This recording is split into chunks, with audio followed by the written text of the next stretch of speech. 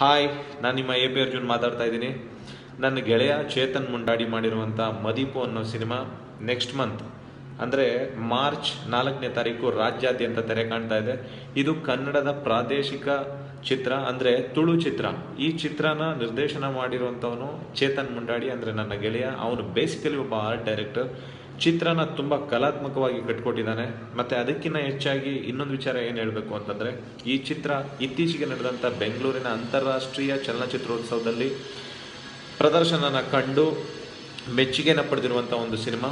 ಇದಕ್ಕೆ ಸಿನಿಮಾಟೋಗ್ರಫಿ ಮಾಡಿರುವಂಥವರು ಗಣೇಶ್ ಹೆಗಡೆ ಅಂತ ತುಂಬ ಅದ್ಭುತವಾಗಿ ಸಿನಿಮಾಟೋಗ್ರಫಿ ಮಾಡಿದ್ದಾರೆ. ಮತ್ತು ವಿ ಮನೋಹರ್ ಸರ್ ಈ ಕಥೆನ ಕೇಳಿ ಆ ಚಿತ್ರಕ್ಕೆ ಫ್ರೀಯಾಗಿ ಸಂಗೀತ ಸಂಯೋಜನೆಯನ್ನು ಮಾಡಿದ್ದಾರೆ. ನನಗೆ ಆ ಸಿನಿಮಾ ನೋಡಿದಾಗ ತುಂಬಾ ಖುಷಿ ಆಯಿತು. ಯಾಕೆಂದರೆ ಫ್ರೇಮ್ ಟು ಫ್ರೇಮ್ ಚೇತನ್ ತುಂಬ ಚೆನ್ನಾಗಿ ಕಟ್ಕೊಟ್ಟಿದ್ದಾನೆ ಸಿನಿಮಾನ. ಮತ್ತು ಅದರಲ್ಲಿ ಬರ್ತಕ್ಕಂಥ ಪ್ರತಿಯೊಂದು ಪಾತ್ರಗಳು ಕೂಡ ತುಂಬ ಅದ್ಭುತವಾಗಿವೆ ಮತ್ತು ತುಂಬ ಚೆನ್ನಾಗಿ ಪರ್ಫಾರ್ಮ್ ಕೂಡ ಮಾಡಿದ್ದಾರೆ. ಎಲ್ಲದಕ್ಕಿಂತ ಹೆಚ್ಚಾಗಿ ಸರ್ದಾರ್ ಸತ್ಯ ತುಂಬ ಚೆನ್ನಾಗಿ ಅದ್ಭುತವಾಗಿ ನಟನೆ ಮಾಡಿದ್ದಾರೆ.